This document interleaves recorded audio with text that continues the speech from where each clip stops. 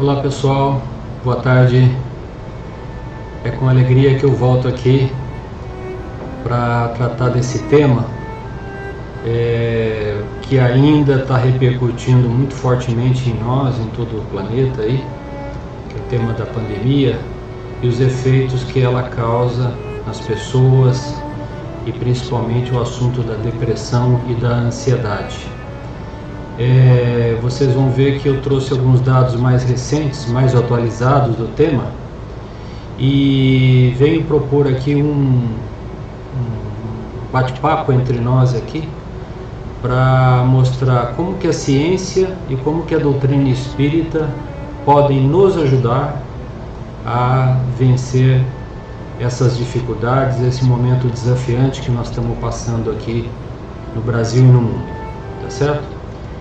Então, eu preparei aqui para vocês algumas telas, um PowerPoint, muito rápido, mas o objetivo é discutir o que eu acabei de falar, né? Como que a ciência e a doutrina espírita podem nos ajudar nesse tema que tanto impacto tem trazido nos seres humanos aí. Foi publicado recentemente, agora em janeiro mesmo, um artigo na revista Scientific American dessa jornalista de ciências do New York Times, a Claudia Willis. O título da matéria era Saúde Mental e a Covid-19, né? Essa é uma renomada jornalista, escreve sobre ciência em vários jornais importantes aí nos Estados Unidos e no mundo. E a frase inicial que eu coloquei aqui é para mostrar para vocês, e esses dados são recentes, são de agosto do ano passado, o que ela está nos dizendo aqui, olha, que não era preciso uma bola de cristal para prever que a pandemia do Covid-19 seria devastadora para a saúde mental. A doença ou o temor da doença, o isolamento social, a insegurança econômica, a ruptura da rotina de pessoas, agora estudos confirmaram as previsões, mas também trazem surpresas quanto à grande escala de impacto sobre a saúde mental e sobre a forma como o consumo de mídia exacerba esse impacto. E principalmente aqui, né, a intensidade desse problema sobre os mais jovens, né? Então, ela se baseou, essa jornalista, num relatório publicado pelo CDC, que é o Centro para Controle de Doenças e Prevenção de Doenças dos Estados Unidos, que, como eu disse, foi publicado em agosto do ano passado, e mostraram alguns dados bastante preocupantes. O primeiro deles é que os sintomas de ansiedade triplicaram e os de depressão quadruplicaram em comparação a agosto do ano anterior, do ano de 2019, né? Ou seja, um número impressionantemente alto. Além disso, ela obteve acesso a duas pesquisas, né? Uma da Universidade de Boston e outra da Universidade de Johns Hopkins, que descobriram os sintomas depressivos, né? No caso da Universidade de Boston, e distúrbios psicológicos graves, né? Que haviam triplicado em relação a 2018, superando inclusive, né, os eventos extremos aí do atentado de 11 de setembro, o furacão Katrina e outros assim eventos assim catastróficos que aconteceram, né? Então, o impacto da pandemia está superando esses eventos mais catastróficos conhecidos até hoje. Os grupos de pessoas mais afetadas, né, essas duas pesquisas observaram, eram pessoas que obviamente tinham problemas psicológicos pré-existentes, indivíduos de mais baixa renda pela questão econômica, né, pessoas não brancas e pessoas próximas que perderam um ente querido pela Covid-19, que também não é nenhuma novidade, né, e pessoas de etnia asiática, aí sugerindo uma certa relação entre a origem da pandemia na China por uma questão de racismo, né, com as pessoas de origem asiática, né. O estudo continua falando assim que foi um achado inesperado, foi o efeito descomunal, vejam a palavra, descomunal sobre jovens adultos. Então, nos estudos da CDC, 63%, é um número 2/3, né, na faixa de 18 a 24 anos, relataram ansiedade ou distúrbio depressivo.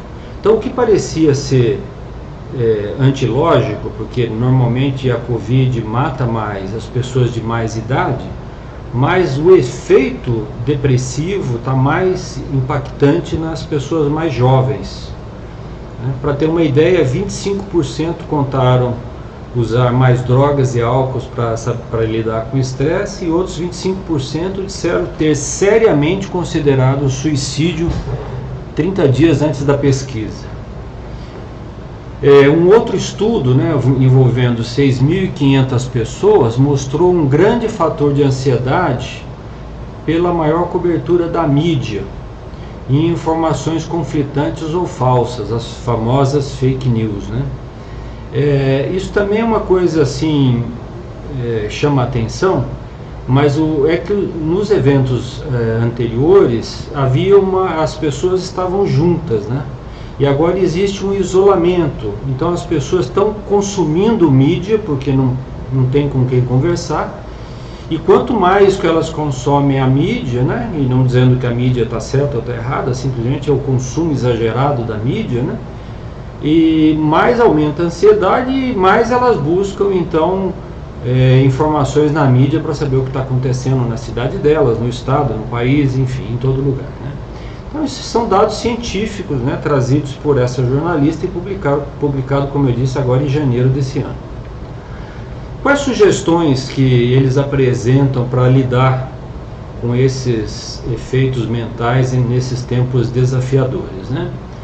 A primeira delas é limitar o consumo da mídia, né? Quer dizer, ouvir a mídia, saber da notícia, mas não passar o dia inteiro interligado, né? Ligado na televisão, na internet, aí sabendo tudo o que está acontecendo, porque isso aí não ajuda na questão da ansiedade, né? E também evitar os relatos sensacionalistas, né, transmitidos principalmente por fake news, tomar cuidado na disseminação dessas fake news, que às vezes trazem muito mais mal do que bem, né? Às vezes não, com certeza, né, porque são fakes, né? Manter contato com os amigos via telefone, via Zoom e outros métodos seguros, né, para reduzir essa sensação de isolamento. Manter hábitos saudáveis de sono, né, sempre que possível, né, exercício físico, alimentação equilibrada e limitar o uso de álcool nas bebidas, né. Eles até falam que as pessoas que tenham muita ansiedade, escrever um diário ajuda a reduzir a tensão e colocar um pouco das emoções para fora. Agora, obviamente, quando necessário, procurar um profissional da área de saúde mental, um psicólogo, um psiquiatra, um terapeuta, etc., para pedir ajuda quando sentir que esse momento você já não está conseguindo se controlar mais, né? E eu acrescentei aqui, por minha conta, né, que ler um livro e fazer meditação ajuda bastante também. Ler um bom livro, né, um livro que nos faça pensar em coisas positivas, né? Sobre a meditação, tem inclusive no YouTube várias lives do Haroldo que ele está fazendo, acho que semanalmente, sobre o tema da meditação, que são muito interessantes, vale a pena a gente ver, né? Bom, aqui alguns dados, né, simplesmente para ilustrar o que está acontecendo, né? Nas últimas décadas, o crescimento ininterrupto dos casos de suicídio no Brasil. Os números são especialmente preocupantes entre jovens, o que confirma aquela estatística que eu acabei de falar, né, da CDC. Em um período de 28 anos, houve um aumento de 30% dos casos de suicídio, e taxa maior do que a média de outras faixas etárias, 30% entre jovens, né? A taxa cresce por uma conjunção de fatores, né, que mais ou menos nós já falamos aqui. A sociedade está cada vez menos solidária, né, independente da pandemia, né? O jovem não tem mais uma rede de apoio, né? Além disso, é desiludido em relação aos ideais que outras gerações tiveram. Isso é uma afirmativa do Neuri Botega, que é um psiquiatra da Unicamp, né? A taxa de suicídio no Brasil, para falar em valores numéricos, né, aumentou 7% no Brasil, enquanto no resto do mundo caiu perto de 10%. Então no Brasil está aumentando, no resto do mundo está diminuindo. Dados da OMS, né? Os dados compararam as mortes autoprovocadas registradas pela OMS em 2010 e em 2016 em diversos países do mundo.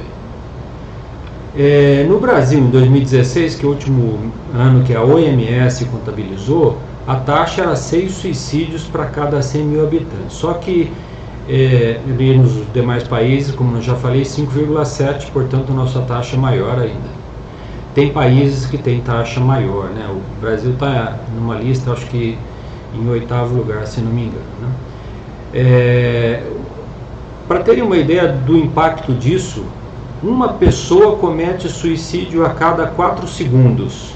Então, desde que nós começamos essa live aqui, várias pessoas já cometeram suicídio enquanto nós estamos falando aqui. É o que diz esse relatório da Organização Mundial de Saúde, né? Isso corresponde a aproximadamente 800 mil mortes por ano. E esses dados são referentes somente a 2016, ainda não computaram dados mais recentes, né? O número é superior às mortes por malária, câncer de mama, guerras e homicídios. Ou seja, a OMS considera, ou considerava naquele momento dessa pesquisa, né, um sério problema de saúde pública global, né? Então, junto com a pandemia, nós temos mais esse agravante aqui, né? No Brasil, em 2016, nesse mesmo ano, aí foram 13 mil, quase 14 mil suicídios. E o que chama muita atenção é que entre os homens a taxa é o dobro do que a taxa entre as mulheres, né? 13,7 contra 7,5, 14 contra 7 praticamente. Ou seja, entre os homens essa taxa é muito elevada, né? Aqui é só uma ilustração para mostrar essa mesma taxa por 100 mil habitantes em 2013 pelos estados do Brasil. Aí os mais escuros são os que a taxa é mais elevada. Chama atenção aí o Rio Grande do Sul e o Mato Grosso do Sul, com taxas bem elevadas, né, próximos a 9, 10 aí, suicídios. Então, por alguma razão que eu desconheço, a taxa nesses países, está muito elevada do que alguns outros, por exemplo, como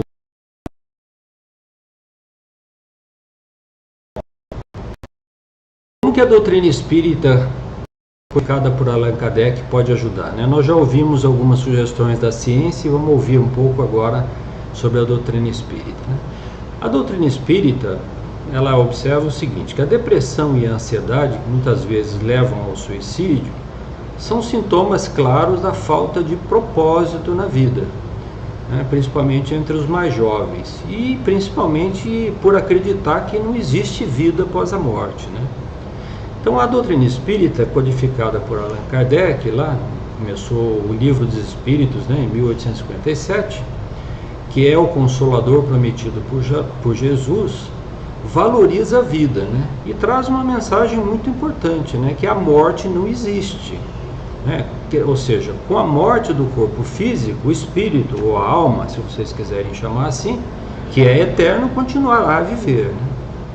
Então, o propósito de nossas vidas, de nossas existências aqui na Terra, segundo a doutrina espírita, é o de evoluir e nós irmos nos melhorando pouco a pouco, né?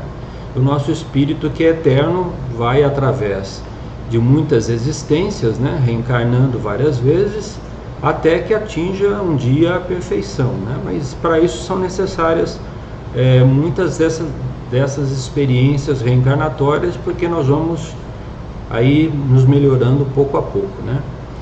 Por que eu estou dizendo tudo isso, né? Estou dizendo para dizer para os suicidas, principalmente, ou para aqueles que pensam no suicídio, né, que exterminar o corpo físico não extingue a vida, né? Ao contrário, né, agrava os problemas que ela já tem, pois a pessoa vai continuar viva, né, mas com nossos débitos agravados pelo ato insano que nós cometemos, né? Tem muita literatura espírita sobre o assunto, né, que eu poderia recomendar, mas aqui nós estamos fazendo um resumo muito pequeno e eu vou trazer apenas 2 sugestões práticas assim da doutrina espírita de como nós podemos ajudar as pessoas, né? A primeira delas é a prece, né, gente? Mas antes de falarmos da prece propriamente dita, né, porque aí está uma pergunta que Kardec fez aos espíritos no Livro dos Espíritos, né, pergunta 659, sobre a prece, e os espíritos superiores responderam que a prece é um ato de adoração. Orar a Deus é aproximar-se dele, é pôr-se em comunicação com ele. E 3 coisas podemos propor-nos por meio da prece: louvar, pedir e agradecer. Obviamente nós mais pedimos que agradecemos, mas isso é muito próprio de um planeta de expiação e provas como o nosso, que uma grande maioria das pessoas está passando por algum tipo de prova ou dificuldade, né? Para compreender isso, né, para não parecer uma retórica filosófica religiosa, né, eu trouxe aqui do livro A Gênese de Allan Kardec, capítulo 2, que fala sobre Deus. Nesse livro, A Gênese, que ele trata de 4 aspectos da divindade, né, que é a existência de Deus, a natureza divina, a providência divina e a visão de Deus. Eu vou falar simplesmente da natureza divina de Deus, para que a gente tenha um pouco de material para pensar e refletir, né? Porque eu até gravei um vídeo recentemente sobre isso, então não vou me alongar muito, né? Mas muita gente acha que a prece é um ato mecânico e que a prece cai no vazio e não acontece nada. Isso não é verdade. A prece atinge os níveis superiores, chega até Deus, porque nós estamos imersos no pensamento de Deus, porque Deus tem esses atributos que eu estou trazendo aí, ó. Ele é a inteligência suprema e soberana do universo. Ou seja, não há nada mais inteligente do que Deus e soberano no universo. Então nós, seres humanos, limitados como nós somos, temos dificuldade de compreender a natureza divina, porque nós só podemos compreender as coisas pelos nossos sentidos, e os nossos sentidos são muito pobres ainda para avaliar e querer entender a natureza de Deus, né? Mesmo os espíritos desencarnados, né, de evolução média, têm ainda essa mesma dificuldade, porque falta-nos a compreensão, falta-nos a linguagem apropriada para entender algo tão grande, tão infinito. Mas alguns atributos, né, ditos assim, nos ajudariam a compreender. Então ele é único, não tem outro Deus. Ele é eterno, ou seja, sempre existiu, sempre existirá, né? É imutável, ou seja, Deus não vai mudar. Então, portanto, ele criou as leis do universo e as dirige, né? E ele é imaterial, e como eu já disse, tudo que é imaterial, os nossos sentidos são pobres em poder captar essa dimensão tão grande, né? Mas aqui vem os outros atributos que eu acho que falam mais de perto ao nosso coração. Porque se nós não podemos ver a Deus, nós podemos senti-lo. E por isso ele é onipotente, soberanamente justo e bom. Então imaginem uma coisa soberanamente boa. Não tem nenhum grau de maldade, nenhum grau, 0. Porque se tivesse um mínimo grau de maldade, não seria Deus. Ou seja, tudo que nos acontece tem a ver com nós mesmos. Deus não nos castiga. Deus não mandou uma pandemia para nós, entendeu? Isso é fruto das características da evolução humana, que está passando por esse grau de dificuldade importante aqui agora. E Deus é infinito em todas as suas perfeições. Ou seja, nós estamos, como eu já disse, mergulhados no pensamento divino. Então, Deus capta os nossos pensamentos mais íntimos, né? Aqui na Gênese, né, tem uma frase que eu acho espetacular, porque troca em palavras o que eu estou tentando falar para vocês. Achamos-nos, então, constantemente em presença da divindade, constantemente. Nenhuma das nossas ações lhe podemos subtrair ao olhar. O nosso pensamento está em contato ininterrupto com o seu pensamento, havendo, pois, razão para dizer-se que Deus vê os mais profundos refolhos do nosso coração. Estamos nele como ele está em nós, segundo as palavras de Jesus Cristo. Então, quando nós oramos a Deus, né, nos momentos difíceis, isso é muito importante para nós encontrarmos o equilíbrio interior. A forma da oração, da prece, pouco importa. Nós podemos orar da maneira que nos bem acomodar, né, o sentimento, o coração e a nossa religiosidade. A forma não tem importância, né? O importante é encontrar a sintonia com Deus, né, que vai nos ajudar basicamente a fazer o quê? A afastar o desespero. Porque o que leva as criaturas à depressão, à ansiedade, ao suicídio é o desespero. Então, se nós compreendermos que Deus está sob controle, que tudo que nos acontece só acontece pela vontade de Deus, que é um ser soberanamente justo e bom, nós vamos pacificar um pouco o nosso coração, né? Então a prece tem esse benefício, né, de refrigerar a nossa alma, acalmar o nosso coração, nos colocar em sintonia, em paz, para que nós possamos passar por esse momento de dificuldades, né, desafiante como ele é, né? Eu trouxe aqui para vocês uma mensagem da Meimei, que é lindíssima, que fala assim: ora e confia. Que às vezes uma mensagem dessa fala muito mais do que eu ficar falando meia hora aqui para vocês, né? Então a Meimei nos diz assim, ó: se um dia te encontrares em situações tão difíceis que a vida te pareça um cárcere sem portas, sob o cerco de perseguidores aparentemente imbatíveis, sofrendo a conspiração de intrigas domésticas, na trama de processos obsessivos, no campo de moléstias consideradas irreversíveis, no laço de paixões que te conturbem a mente, debaixo de provas que te induzam à desolação, sob a pressão de hábitos infelizes, ou em penúria, sem meios de sobrevivência, alma suprema problema, não desesperes, ora em silêncio e com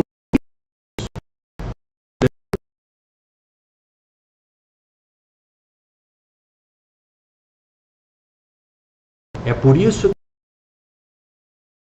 que não existem forças que te impeçam a chegada de um novo amanhecer. Essa mensagem está no livro Amizade, né, psicografada pelo Chico Xavier, e está disponível aí para quem quiser ver, né?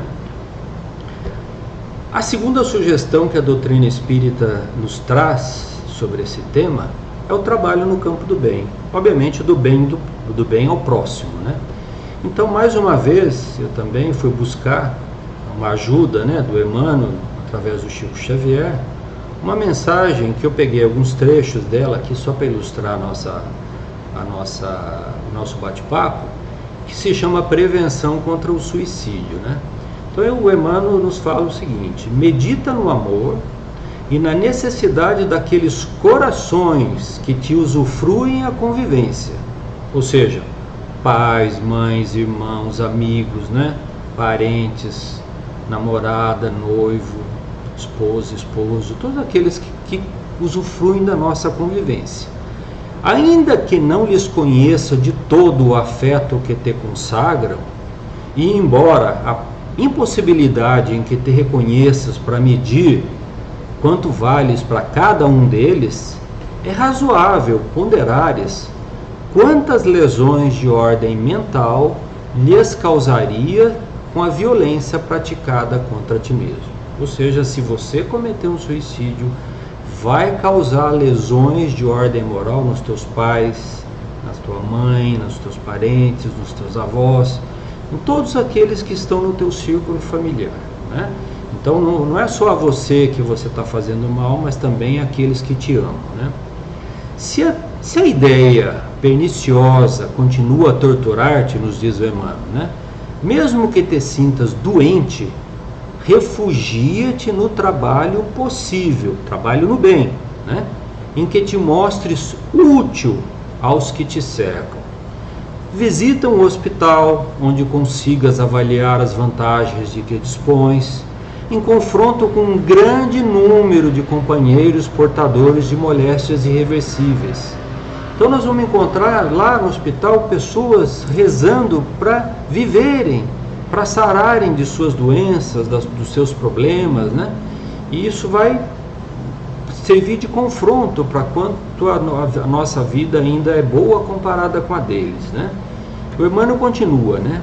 Vai também, visita, né, pessoalmente um instituto beneficente a que se recolhem irmãos necessitados de apoio total, para os quais alguns momentos de diálogo amigo se transformam em preciosa medicação. Ou seja, se nós simplesmente usarmos um pouco do nosso tempo, né, para ajudarmos aqueles que estão necessitados de apoio, seja com a nossa palavra de estímulo, seja com algum auxílio material, ou com o nosso trabalho mesmo, né, isso vai servir de preciosa medicação para eles e para nós, né?